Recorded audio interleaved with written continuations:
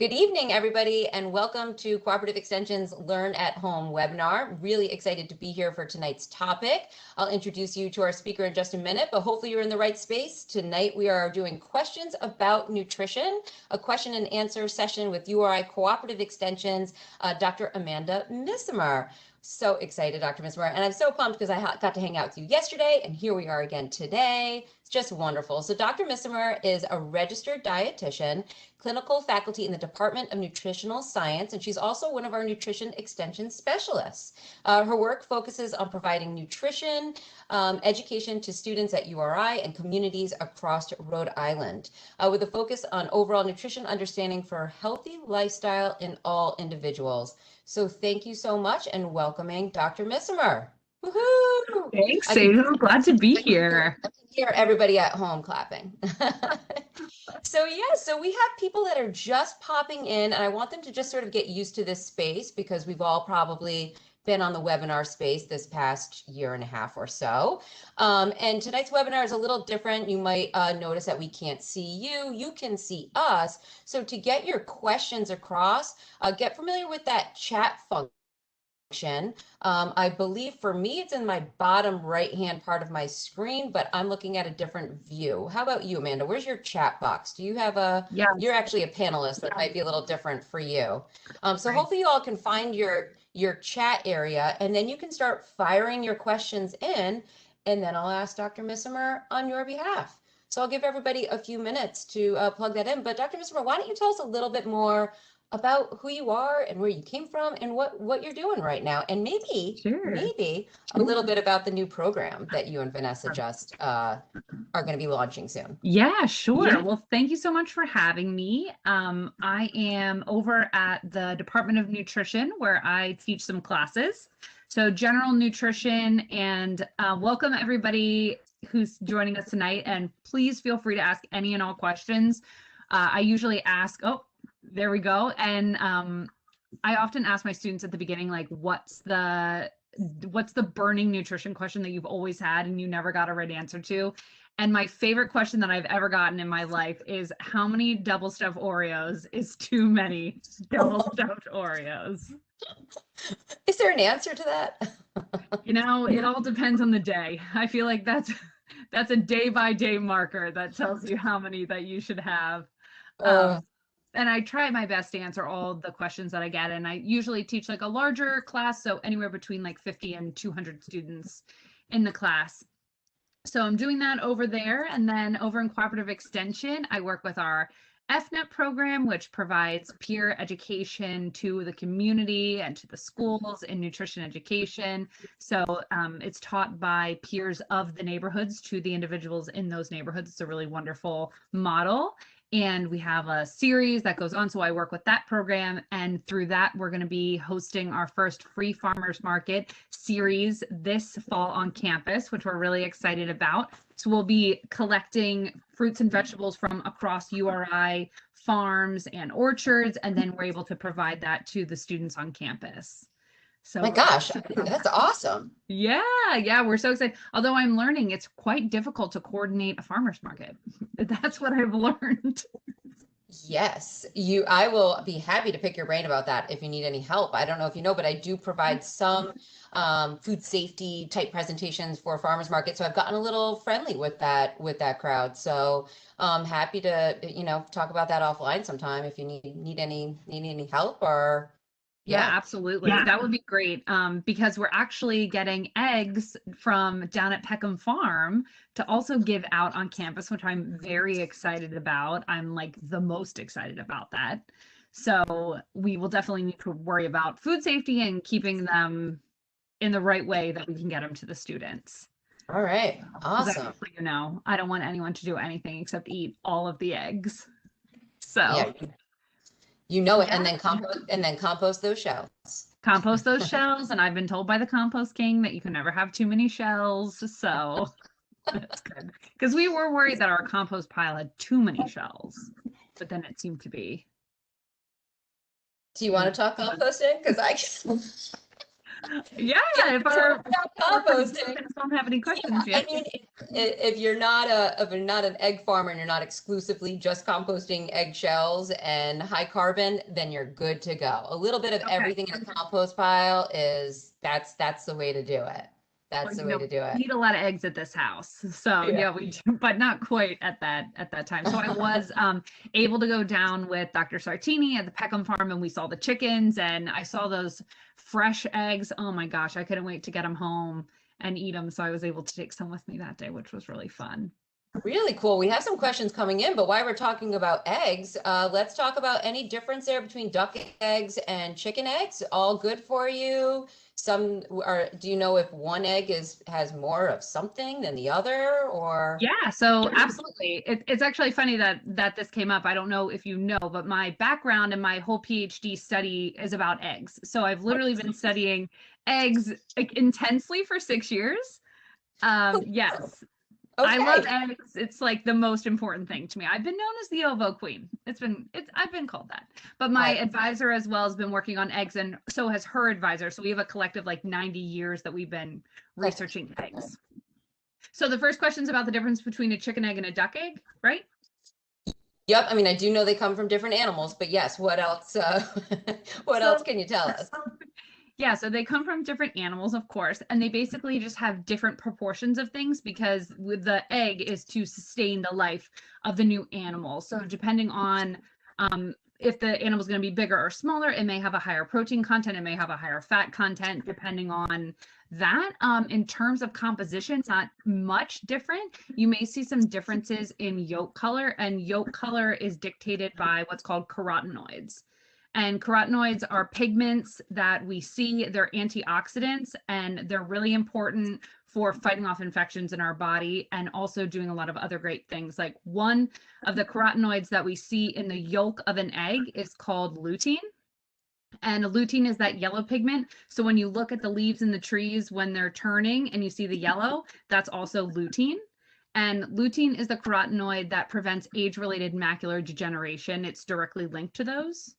So the deeper and more rich the yolk, the higher the concentration of lutein, which is really important for our eye health and also for anti-inflammatory properties. And then eggs also have astaxanthin, which is the red color. So when the leaves turn red, that's the astaxanthin. That's when leaves go from green. I'm sure you know this, but for everyone else, as the leaves go from green to colors, it's the chlorophyll fading out, and then the other pigments are able to shine through. So those same pigments that we see in the leaves, we see in the eggs. So they're there as well. Well, now I'm ready for a nice medium boiled egg. And how many eggs are too much? I think one of the things we'll probably discuss tonight is, just a lot of the trends and a lot of the medical advice and just non-medical advice that gets swirled around. And I think for a while we were hearing that like eggs were not good. We really need to limit our eggs. So speak to us a little bit about that. Yeah, absolutely. So this is something that I'm very passionate about. And so the reason that eggs were demonized in the 80s is because they're the product on the food market that has the most concentrated source of dietary cholesterol. And so when the link between cholesterol, note that I'm just saying the word cholesterol, not dietary cholesterol, and heart disease was found out in the 80s, everyone blamed eggs. They were like, eggs have the most, eggs must have done this. How could eggs do this to us? And my advisor and her advisor and all of the other researchers on eggs for the past 50 years have been disproving that, because the cholesterol that's in eggs is dietary cholesterol, and your body has a mechanism for processing that. So what's interesting about cholesterol is you need it, and every single cell in your body can make it. So you have to have it because every cell in your body, the outer membrane, is made of cholesterol. So that's why we have to make it. But when we eat it, then our bodies don't have to make as much because we got it from our diet. So it has this mechanism. However, when the dietary guidelines back in the 50s and 60s said 300 milligrams a day, that basically shot eggs all the way to the ground, because it was like, then we can't eat eggs anymore. And it was very sad. It was a sad day. But I see. luckily, in my time, it was 2015, that dietary cholesterol limit was finally removed. So there is no limit of your daily diet for dietary cholesterol, thus saying that there really is no limit on how many eggs you can have per day. Now, I will say a caveat. I know it was literally our Christmas morning. I think my advisor shed tears, like we were so excited. But the caveat is there are some individuals who are hyper or hypo responders to dietary cholesterol. So sometimes you can see an increase in your blood cholesterol. However, you typically see that with your high density lipoprotein or your HDL, which is the protein that's responsible for carrying extra cholesterol out of your body. So it's doing a good job. Sometimes you'll hear it say high or happy cholesterol because it's doing the good stuff. And we see that the more eggs that are consumed, the higher that HDL cholesterol is, because your body is working with, I'm taking it in, so I'm downplaying what I'm making and I'm getting rid of any extra. So it all works out in the end. And what I can say is you can't get enough eggs in there, really. Did you hear that? You're an egg guy, so you're probably happy about that. I have at least 2 every day. Hello, Sagel's son. Yeah, this is my son, Chase, and I was telling him all about our talk tonight, and he came up with a question. So if we don't mind, he's going to ask you a question, I think. I'd love to hear it. What's the healthiest vegetable?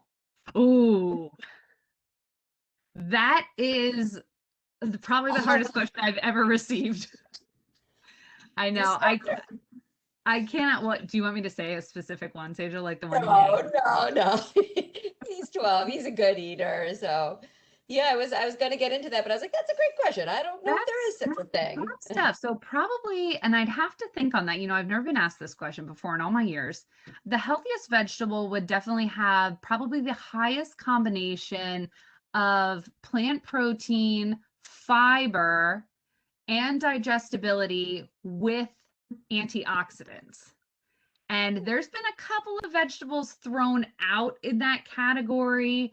But I actually think that berries, there are certain berries like dark berries, like choke berries, that are probably considered the healthiest. However, the caveat is that they don't taste that great on their own. Isn't that always the case? I had to say the healthiest. I know avocados are fruit, but I think of avocados as just being so like checking off so many boxes too. I don't know. Sure. Yeah, no, avocados are a great choice. I mean, they are higher in fat, so that is something that, you know, you can't go like completely wild. Like you could go wild on broccoli. You could just have broccoli until the day is done. That's my favorite vegetable, so that's probably why I'm talking about broccoli. Like broccoli. I'm gonna have to think on that. I'm gonna really have to do some soul searching. You know, beets are really wonderful because beets are very important for blood pressure, and they also have fiber, and they also have pretty good carbohydrate and protein ratios. And they're red. Pop quiz. Does anyone remember what antioxidant is making them red? You know what? Hang on. We're going to switch children for 1 second because I think he knows a little bit about what did you learn about red vegetables? Do you want to share? Do you remember? Sort of. Do you want to share? Otherwise, I'll ask the next question. Because he was going into what you thought were some of the healthiest vegetables, and I think that you said that you thought that the healthiest ones were ones that were red. Is that what you said? But I guess that's all we know. Good. Red ones are good for the heart. That's true, because they have that really important part of regulating blood pressure. That's what my grandpa told me because he's a doctor. Well, you can tell your grandpa that he and I agree, and we're both doctors. So there we go. We concur. It's a medical concurrence. Awesome. Thank you. This is a family webinar tonight, apparently. We so appreciate it. You know, we're getting some questions in the chat, and just circling back really quickly, because we did have one about eggs as well. Someone said, is it true that free range chicken eggs are more healthy? Now we can get into the labeling talk. Yeah. Right. And that's great. So what happens with free range is you basically just get a bonus. Like all eggs across the board are the same, whether they're nutritionally, they're relatively the same, whether they're a store-bought egg or a free range egg or a cage-free egg, whatever label it has, their basic nutrition is going to be the same. What you get by doing free living and that kind of stuff is bonus things. So their feed could be enriched with more omega-3s or omega-6s, especially omega-6, that can improve cardiovascular disease when consumed, or it has more carotenoids in the feed, depending, and then also just the health of the chicken in general. So I would say that nutritionally across the board, all eggs are similar, but if you want those added benefits and that added peace of mind about the chicken's life, then you can go ahead and get the free range. All right, great. Thanks. That makes a lot of sense. Yeah. All right, so you mind if I ping you some other questions that we have here? Can't wait. All right, so let's talk about carbohydrates. So what are complex carbs? I know they're important, but why? What is a good way to get them on a vegetarian diet? Sure. Yeah, it's a great question. So complex carbohydrates mean that they have a good amount of fiber in them. And fiber is a long chain. So you have many different types of sugar and carbohydrates. You have short chain, which are like table sugar. You can think about that. That's only 2 chains long. Or then you have fiber, which is like hundreds of thousands of chains long. And so we say it's complex because it takes more time to break it down. And in essence, why it's good for you is because it takes time to break down, and that sort of guides digestion. You think about fiber as like the train that your food rides on, and you want to have that train steadily moving all the time. So it's really important for digestion to make sure that things aren't going super fast and aren't going super slow. So that's why things like whole grains and complex carbohydrates are important for digestion. There are also 2 types of fiber. It's digestible and indigestible. And the indigestible is exactly what we talked about. It's simply along for the ride to help everything go in and go out. You can think about that outside part of the corn kernel that you sometimes see coming out the other end. That's your indigestible. And then we also have digestible fiber, and that's used to feed the microbiota, or the colonies of bacteria that live in your large intestine. And as we know, emerging data showing how important these colonies living inside of our body are. So we want to make sure that we're providing them with enough food so that they stay the healthy strains and they don't get to the unhealthy strains, which is where we get like dysbiosis and leaky gut and all those things. So fiber plays an incredible role. And I will say that complex carbohydrates and fiber, I will tell you across the board, everybody needs more. You can't really, everybody's got to get more. And they're also important for other things like reducing risk of cardiovascular disease, because they disrupt some cholesterol molecules that may be in the blood for too long, and they disrupt them and then they can get removed. So it's also important for our heart health, and you'll see that like heart healthy on things that are whole grains. You see it on like whole grain bread and oatmeal and things like that. So did I answer that whole thing? I believe I did. Yeah, I think so. I think the only other part how of to it get in a vegetarian diet. Yeah. Yeah, so one of the easiest ways to get whole grains in your diet, I think, is to start switching your grains, complex carbohydrates, to start switching your grains to more whole grain sources. And I'll tell you, for me, it's a hard transition because I love white rice. Like, I love it. And I also love white pasta. So what I usually suggest is just switch like some of it. So if you have 1 cup of rice, even start out with just a 1/4 cup of brown and 3/4 cup of white. And then maybe you can graduate to like a 1/2 cup brown and a 1/2 cup white. That's what I do, so I can justify getting the whole grains in there. And that's the same with pasta. So if you think about getting like half pasta, whole wheat pasta, and like half white pasta, and they blend together like really beautifully. There's also like fabulous bean pastas out there now. I love lentil pasta that has a lot more whole grains. Green pea pasta also has more complex carbohydrates. And then you can also shift maybe some of your grains to more ancient grains. So if you like quinoa, which is actually one of the only plant foods that has all essential amino acids, making it a complete protein. It's like the only plant food out there. So it's like quinoa, like beef gelatin or like gelatin, and then all meat products are the only ones that complete the full amino acids panel. So quinoa's really got a lot going on from it. And a little tip from Sejal here is you can hydrate your quinoa with broth, and it's even more delicious than hydrating it with water. And that's a great source. And again, if you're like, I don't like quinoa, or I don't like amaranth, or I don't like millet, or I don't like I love farro. I don't know if you guys have tried farro, but I also love that. And it's like funky or like weird, because whole grains can be weird. Like, again, just try and blend them in. 50% delicious white rice and 50% new ancient grain. And they've got a lot of the ancient grains at Job Lot. That's where I get like, most of mine.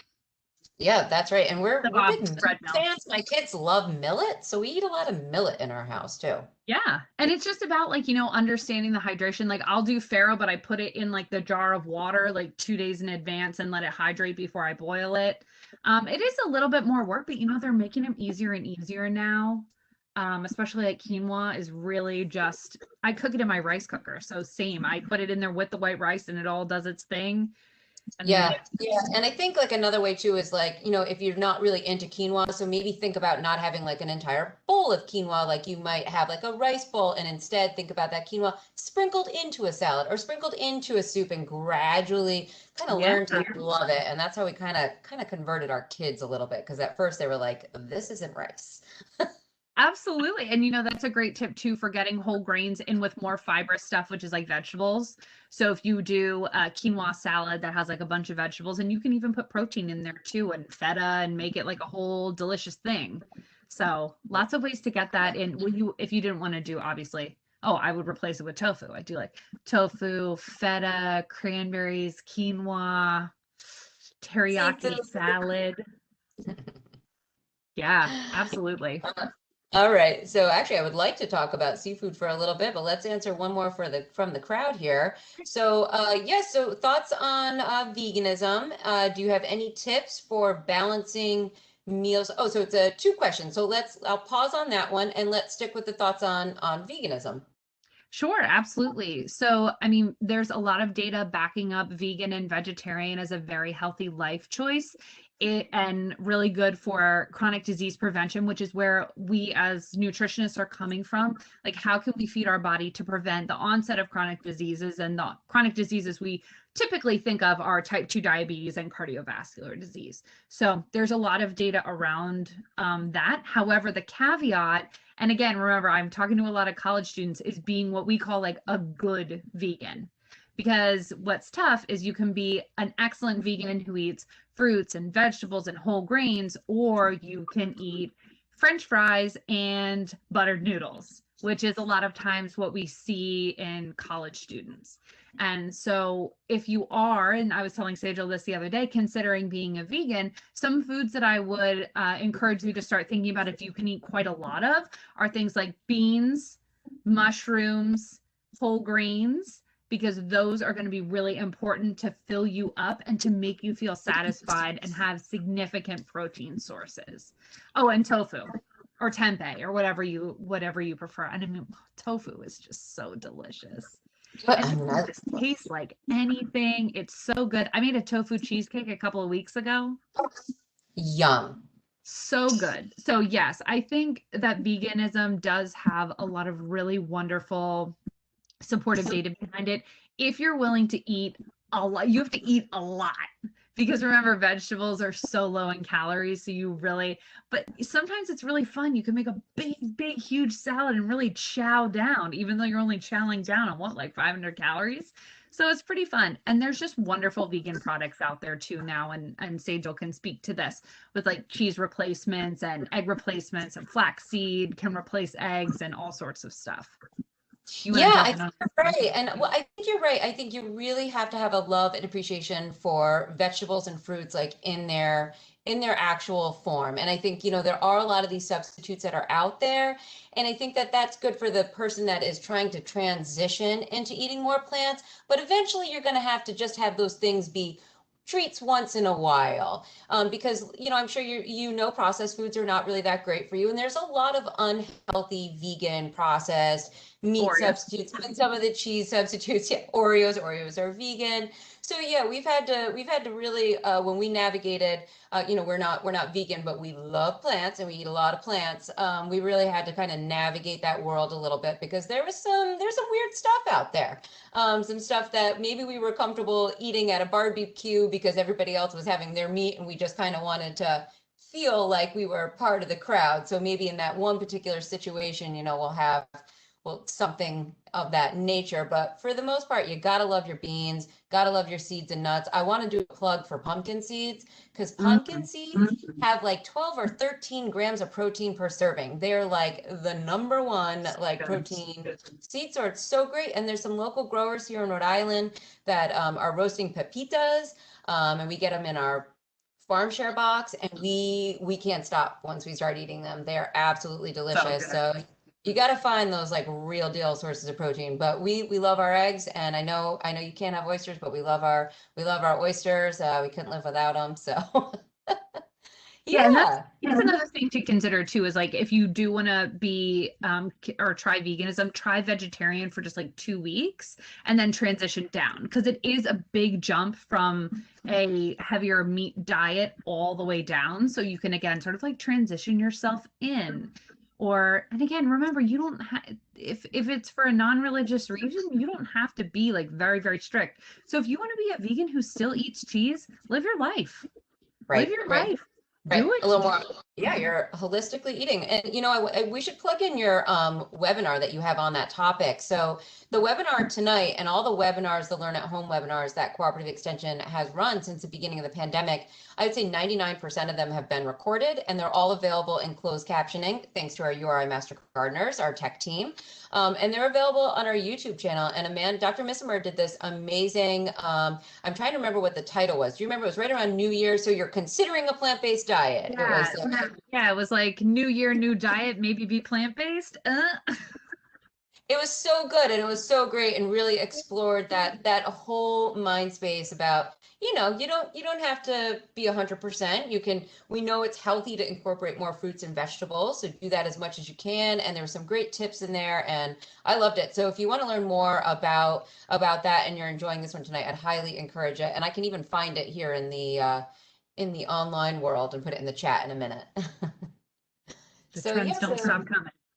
I know it. So let's see. So we covered the veganism, and then I think the same person, but I think it's a separate question, asked, do you have any tips for how to plan balanced meals without counting things like macros?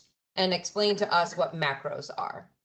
Yeah, absolutely. So our macronutrients are carbohydrates, protein, and fat. They are the 3 components of our diet that provide calories for energy. So they each provide a little bit different. Protein and carbohydrates provide 4 kcals or calories per gram consumed, and protein and fat provides 9 kcals per gram. So the only other caveat there is the only other thing in your diet that provides you calories is alcohol, which provides 7 kcals per gram. So only those 4 components are giving you any sort of calories at all. So vitamins, minerals, they don't give you anything. Water, they don't give you anything. They have lots of other jobs. But for energy purposes, your macronutrients, and they're called macro because we consume them in the largest amounts. And then vitamins and minerals are called micronutrients. So we get those in much smaller amounts.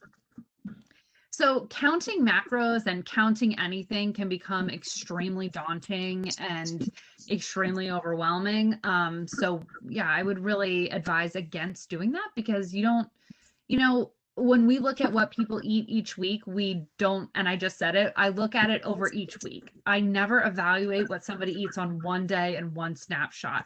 I want to see, what you're having over the course of the week, or even 2 weeks or 3 weeks, to really get an idea of like where these things are going on. And, I've heard tales of diets that say you have to eat 1,652 calories every day. And, that's like a lot of pressure on somebody, especially because like it's the summer. We're living our life out here. I've got no mask, you know what I mean? So I'm not about to be out there counting like on a Saturday when I'm finally not wearing a mask at my tunic oyster bar.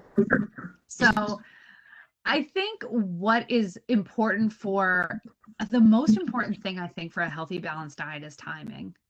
I really, really do. And that means making sure that you're eating enough and your day is a bell curve and not an upward slope. So meaning that you're eating breakfast, maybe a mid-morning snack, lunch at a reasonable time, mid-afternoon snack, dinner, evening snack, as compared to nothing, nothing, nothing, nothing, everything in sight. And I think that balance is really what creates what I consider the healthiest diet, because your body is really like, I mean, that's the most basic metaphor, is a campfire. And you don't want to let your campfire burn out all the time. And then you have to start building it from scratch constantly. You want to keep feeding it with a medium log all day long, until you let it go out at night.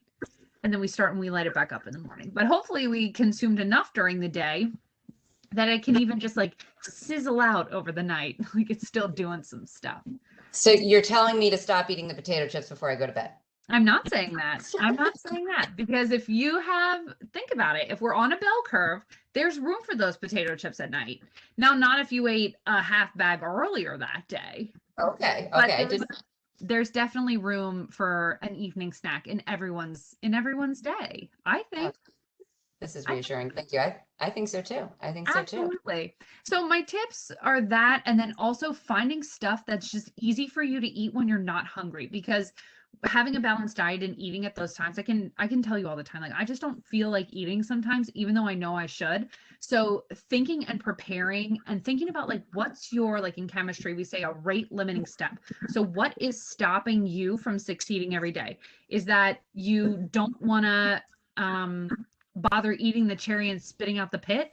Then cherries are not your go-to fruit. But a banana, he's already in his peel, he's ready to go on the road. That's easy. So if you know you want to be successful in timing and successful in healthy diet, think about what is easy for you all the time. And sometimes I just suggest buying things that are already prepared. So I like these little they're called snack selects from Aldi. And it's like this little thing, and half is nuts and dried fruit and half is cube cheese. Could I prepare this by myself? Absolutely. 100% could make this for myself. But you know what? When I'm back to work and I'm very busy, I buy those snack selects and I know I have them. And then when snack time comes, I've got it. So I think also like forgive yourself to do convenience sometimes when it comes to that. And think about what is easy for you all the time, what you're always going to be able to have, and you're not going to get sick of it. So even if you're not feeling creative, you're like, I can still get that yogurt down, and that's going to be okay. Yep, those are great tips. And I think the only thing that I've realized that works for us and gets us to eat a little bit more vegetables, if we're making salad like one night, we'll take the time. We're already got the cutting board out, right? We got the knife. We're getting that all dirty. We're going to have to wash those things. So you're cutting a cucumber for the salad. Let's cut a cucumber right there to get ready for veggies and hummus for quick afternoon snacks. So we're just like at the same time filling up like one, container over here with all the vegetables that we already have going in the salad. And it just makes it easy. It makes it easier to just have those in place, but it doesn't always work out that way. And of course, we live in a great world where we have, these healthy options and folks that are doing these things for us and have them in place. Even a healthy granola bar here and there in the car, like saves my day sometimes, like just something that's simple. Love it. Absolutely. No, and meal prep is another great idea. If you've got that in you and you are one of those people who like to meal prep, that's wonderful, especially snacks. I find that people are more successful with meals, but people often forget about meal prepping snacks. Now I'm feeling like I should make my own snack selects. Snacks is what I do. I can't say I do too much meal prep, but I need the snacks there for sure. That's what really carries people through. And people are pretty good at like getting that breakfast, lunch, and dinner, but you don't often think, oh, I'm going to have a snack. So it's interesting because, it was so ingrained in our society for a long time that we eat breakfast, lunch, and dinner, and that's it. And that's it. And we don't need anything else. Also, if I can soapbox for a minute here, we're starting to really start conversations about moving past snacking is going to ruin your dinner. That's something that's really difficult. And a lot of people grew up with saying like, oh, you can't have a snack because it's going to ruin your dinner. But here's the thing. If you come home and you are ravenous and it is 5:30 and someone is cooking have a snack, please. Have a snack. Have a tiny bowl of cereal. Yes.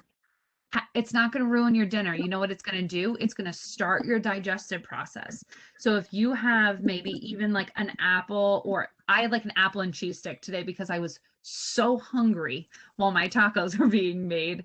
And what happens is you start the digestion process early, which is really good because your hunger's so high and you have to let hunger come down and fullness come up. But they work as hormones, and hormones move slow, not like neural impulses like this. Hormones move slow. So as soon as you start initiate eating, your hunger is going to go down, your fullness is going to go up. And it actually shows that if you do have a small snack before dinner, you end up eating less for dinner, which typically then prevents overeating. So that's my soapbox on don't be ravenous. Have a snack. Those are good tips. And you're going to ruin somebody else's supper if you don't have that snack and you come to the table all grumpy and hangry. So. And then if you eat as fast as you can and then you overeat and then you feel sick or upset, and listen to your body. Listen to your body. It's hard. That's our hunger too. That's our intuitive eating. Yeah. Absolutely. Let's pivot and talk about gluten-free a little bit. So Sure. We've got a question that says, if someone is gluten-free, do they miss out anything? So are you missing anything essential in your diet by removing gluten? Yeah, absolutely. So directly, no. So gluten is a protein. It's a protein in wheat, and it is just a protein like any other protein that we would eat, especially from like a plant or a whole grain product. So by excluding gluten from your diet due to an allergy, you are not missing out specifically anything from gluten. However, by removing gluten from your diet, you're also removing the food that gluten is naturally found in. And that's our whole grains that we were talking about. And there are some specific vitamins and minerals that are found in those foods. So gluten specifically, no, but the foods that gluten is found in, which is primarily wheat, barley, rye, those have stuff that you will be missing out on. And primarily it's fiber. That's like the big one, because people who are gluten-free typically start to eat like a higher meat diet. You know, they shy away from the grains, they'll have more vegetables, and that's great. I mean, but you have to eat a lot of vegetables, but what you're really missing out on is the whole grains and fiber, and then those B vitamins that are really found in grains. I think if you have a very high vegetable diet, on the other hand, that can probably counterbalance. But if you don't like love vegetables, then you could really be missing out on some of that fiber. Okay, yeah, those are some great tips. And that makes a lot of sense. So if you've got celiac, that's one way to do it. And if you're gluten-free, then you really need to, if you're doing gluten-free, but if you don't have celiac, then you really got to be thinking about making sure you're incorporating more of those whole, or having more vegetables would make that a little bit better. better. Just pump up the vegetables, or look for grains that are gluten-free and then just replace those. Right. Does corn fit that bucket? Corn can, but corn falls into like the same processing issue that like oats and stuff have. But I mean, rice is good. So rice, brown rice. There we go. Rice. That's a good one. And quinoa. Mm-hmm. Shameless plug for quinoa again.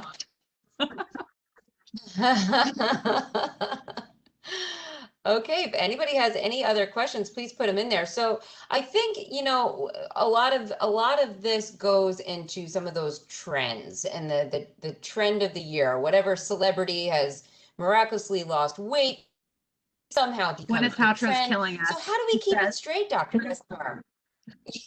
How, you know what I mean? Like, how do we keep it straight? It's tough. It's really tough. And it's tough for us because we're constantly out there trying to show with science that these quick fads are just not the way to go.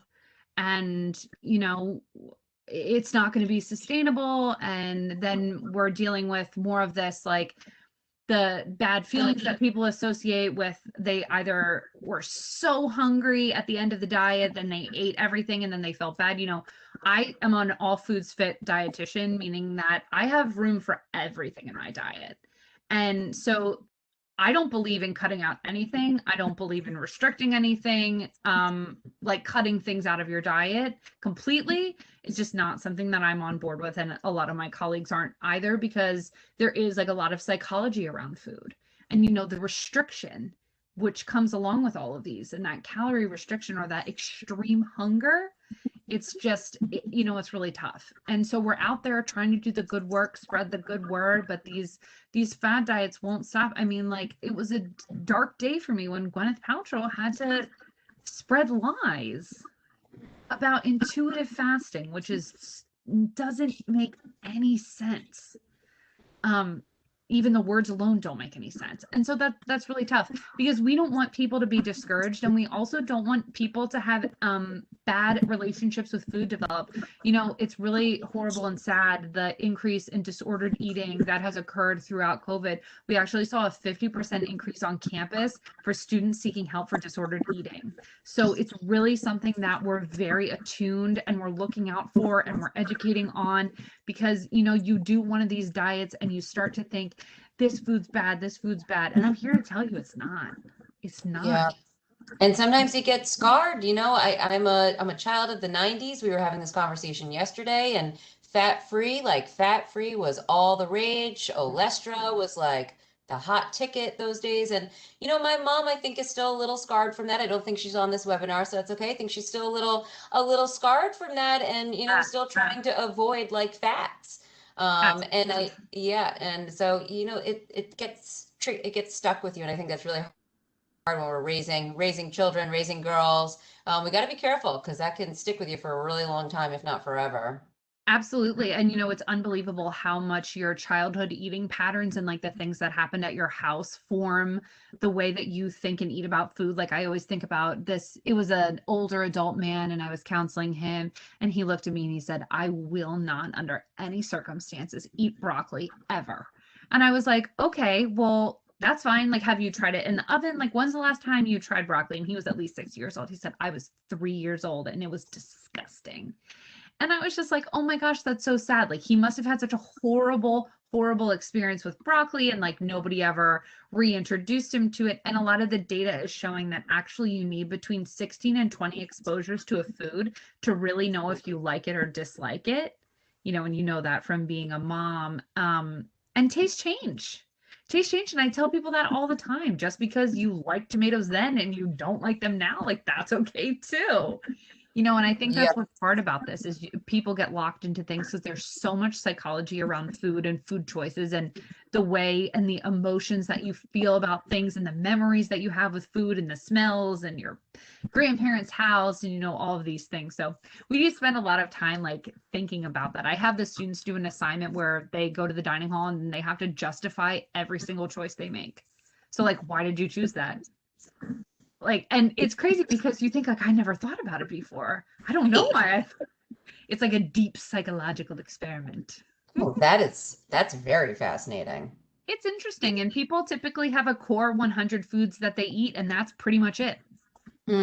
So it's just so interesting. And it would be cool to compare like the 5 meals that you eat all the time and the 5 meals that I eat all the time, and just see like the differences and the similarities. And it's just, it's all really interesting. I obviously love nutrition. So speaking of that, what about like, so we're talking about how there's a lot of labels out there. There's a lot of these trends out there. Then there's a lot of like, you're reading a magazine, it's you should be taking this vitamin, or you're not feeling well and it's because you have a deficiency in this. So there's all this, you need vitamins, you need to take a probiotic every day. What do we do there? Who needs a vitamin? Who needs a probiotic? I know you're not, my doctor, but right. what would you say to that, to a healthy person that's eating fruits and vegetables and, moderate amounts of a little bit of everything? Do we need that? Yeah, absolutely. So from this one, we just refer to our national standards and the dietary guidelines that come out every 5 years. And right now, we don't recommend supplementation for vitamins and minerals outside of a few. And that's, again, because you should be receiving, as long as you're consuming at the minimum 1,200 calories for a female and 1,400 calories for a male, you should be receiving all of the nutrients, micronutrients, vitamins, and minerals from your diet. Some caveats to that rule are folic acid for women of childbearing age. So, and that primarily is found in whole grains. It's fortified into our supply through its connection with the development of spina bifida and the lack of folic acid in neonatal development. So we do have that as a recommendation. You'll hear a lot of people say they're on a prenatal vitamin, and that is high in folic acid, just to make sure that you have that. And again, it's fortified into our grain system. And then other recommendations that we make, especially living in Rhode Island, is vitamin D. So we live at a latitude that doesn't allow us to make enough vitamin D with the assistance of the sunlight all year long because of our fabulous winters. So we do recommend a vitamin D supplement. Again, like especially if you're not eating dairy and you're not eating a lot of meat. So that is a recommendation. I take vitamin D in the winter. I also appreciate vitamin D because it has an emerging role in the immune system. And I found since I started supplementing with vitamin D in the winter that I get sick less often. However, last year is not a data point for me, but prior. And then the only other recommendation we make, which is not a vitamin or a mineral, but is omega-3 fatty acid. And omega-3 is a fatty acid that's important for brain development, cognition, and it balances omega-6 fatty acid. So what you want to do is have them be even. The ratio is even. What typical Americans have is a much higher omega-6, which is found in things like whole grains and meat, and a much lower omega-3, which is found in like nuts and seeds and like obscure things. So by supplementing omega-3 or consuming a good amount of fatty fish in your diet, you can even those out a little bit better. And that's been shown improvement in cognition, prevention of cognitive decline, and improved cardiovascular disease or cardiovascular health and reduced risk of cardiovascular disease. So those are my 3 recommendations that I give individuals. Other than that, on the flip side, if I can just talk to be careful of over supplementation, things like 5,000 milligrams of vitamin C, which is a mega dose of vitamin C. And you may think, oh, well, it doesn't matter because I'm just peeing out the extra, but it actually does have an impact on your ability to use vitamin C in your body. And also it puts a lot of pressure on your kidneys because it has to get that out of there as soon as possible, because we don't have a mechanism for storing things like vitamin C in our bodies. So it has to be processed immediately, the same as alcohol. Once it's in, it's got to get out. So just be careful with those mega doses because they can have significant effects. Okay, I have just a couple of follow-up questions, and you might have mentioned it, but I apologize if you did. Are eggs a source of omega-3s? Does that, or not naturally, but they can be if they're fortified in the feed. So omega-3 is actually quite interesting, is actually produced by an algae. And the algae is what grows the omega-3. It's how it's synthesized, and you can get omega-3 just from algae, but often we consume it as a secondary source via fish that consume the algae or via chickens that consume the algae that's in their feed. So something like that is like a third, like a tertiary step. Okay. That's why you'll see it as like krill is like another way. So it's just that down the chain. So yes, it can be, and it will probably say it on the label if it is, and that's delivered really well because it's an oil and the yolk of an egg is perfect for delivering oils. Love those eggs. What about probiotics? Same, yeah. Probiotics are really, really tough. And the issue with probiotics is the manufacturing of probiotics is like, you just really don't know if like they're on the shelf. Are they, because I actually went to a talk about this from somebody who works in neonatal probiotics and like the changing species between like American infants and infants in Nepal. So, and they have completely different structures. It's so interesting. But long story short, you just don't know what's out there. And there's been lots of testing where it'll say that this strain is in it, but then it's not. It'll say it's this many cultures, but it's dead. So that's like the pause that we put for supplementation of probiotics. Plus there's like hundreds of thousands of strains. So really a better choice for probiotics and gut regulation is to get it from natural sources like yogurt or kimchi or sauerkraut or something that has that naturally occurring, or kombucha, or whatever you like. Yeah, and there's even like fermented hot sauces. I know you love your hot sauce. There's fermented hot sauces out there and miso. So a lot of ways to just get those probiotics from food. Absolutely. And I mean, as a dietitian, obviously we say food first. Like if you can get it from food, get it from food, not only because that's a naturally occurring source, but it is delivered better in your body. So for the availability, like let's say it's 100% goes in, you're likely to get a higher percentages. So let's say you get 80% if it's delivered in an egg, but you only get 20% if it's delivered in a supplement when it finally goes through digestion and absorption and all of those things. So getting it from food is your best success at actually getting the nutrients into your body. I mean, there you have it, folks. There you have it. There you have it. This has been absolutely excellent. I don't know if there was anything else that you wanted to cover or another frequently asked question. It's getting a little quiet in the chat, but I know this is, I think we've answered all of the questions. I mean, I could keep going and going and going. So folks, this is your last chance. If you want to throw another question at us, we are so lucky at URI to have you, Dr. Missimer. Oh my gosh, I'm so glad to be here. Glad to have you. I was hoping to work with the chickens. Yeah, and I'm so excited about this food recovery program. I think what I'm going to do really quickly, just to get the word out even more, I'm going to drop that in the chat here. Yeah, so if you're interested in that program. In food recovery, we have a fantastic Train the Trainer volunteer program that's starting in the fall. And if you learn more about that, about food waste and food insecurity and helping your neighbors, so we have that going on. There'll be more nutrition training to come. That's something I have planning for the future. And yeah, you can always send me an email. You should also plug FNEPs. I mean, they have just so many amazing videos. I mean, just the URI nutrition program. I mean, if you want to throw our handles in if you want to follow us, this is our handles. Yeah. Are you able to access the chat right now? Because I love your videos because, yeah, there we go. So if you're on Insta or Facebook, obviously you should be following Cooperative Extension, but also follow URI Nutrition. They do such a fabulous job, and I love their videos. You can watch them without sound. They're fast. You don't have to sit there and watch, these really, really lengthy videos, and you get right to it. And it's affordable food. It's nutritious food. A lot of it we can grow in our backyard. So that's our community education arm, that second handle. And yeah, they are the ones that you'll see out at the farmers markets or out at the schools doing the education for the students or our seniors. So yeah, really fabulous follows and like great recipes. It is cool because they do like the exact breakdown of all of the pricing, and everything's really affordable and delicious. They taste test everything. Well, we get to taste test everything. So it's a hard job being a nutritionist. So yeah.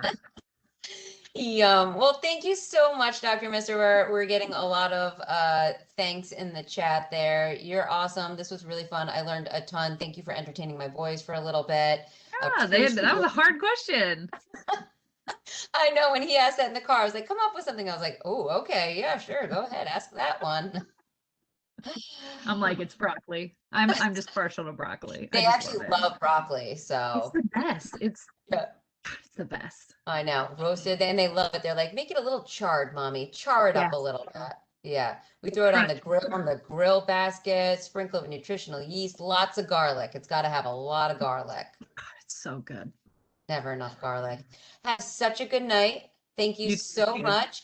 And if for some reason you weren't able to join us for the entire time, this recording will be made available on Cooperative Extension's YouTube channel in a couple of days. It takes our volunteers a minute to get all the closed captioning right, but it will be up there. Please share it with your friends. And if you have any questions, you can get back to us. I'm going to drop our email right there in the chat. So if you have any questions for Dr. Missimer that we couldn't get to tonight, feel free to email coopext@uri.edu, and we'll get back to you as soon as we can.